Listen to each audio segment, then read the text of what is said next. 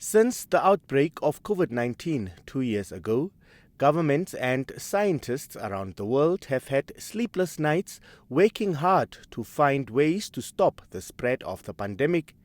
The mandatory wearing of masks, social distancing and washing of hands are some of the measures advised by scientists. Measures, they say, can stop the spread of the pandemic. Further, scientists developed various vaccines to protect people, and this can reduce the risk of getting and spreading the virus. Once fully vaccinated, scientists say, people will have milder symptoms and will likely not end up in hospital. But the RP leader questioned the short period it took scientists to develop the vaccine. But a vaccine is normally tested clinically over a period of time, sometimes a year, sometimes 2 years. You cannot just develop a vaccine and start to inject people with that without having it been tested properly, and it's normally been tested on animals. Much further criticized efforts made by government to educate and encourage people to take the vaccine. At the break of the pandemic, President Geingob established a national COVID-19 task force, something which the RP leader had missed.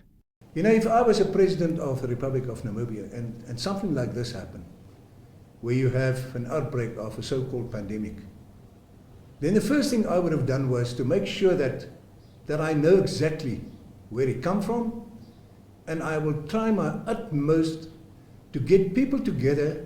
We've got excellent doctors and scientists in Namibia. To get them together and to sit around the table and discuss this issue and find out what can be done, because most of all, it is important to save the lives of people. That is most important. He accused world leaders of having a diabolical agenda and the media houses for being biased in the coverage of COVID-19 related stories. He claims the media only covers government's agenda to push for vaccination. But when they heard what it's all about, then they said, no, they can't come. They cannot report on this. What? In a democratic country, free speech, freedom of information, and then they say they can't come.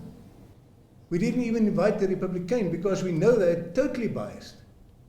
They will only publish anything that the government wants them to publish, but not anything that's contrary to that.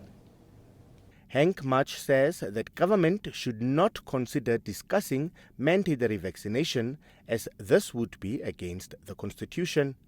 Emal Seibeb, NBC News, Windhoek.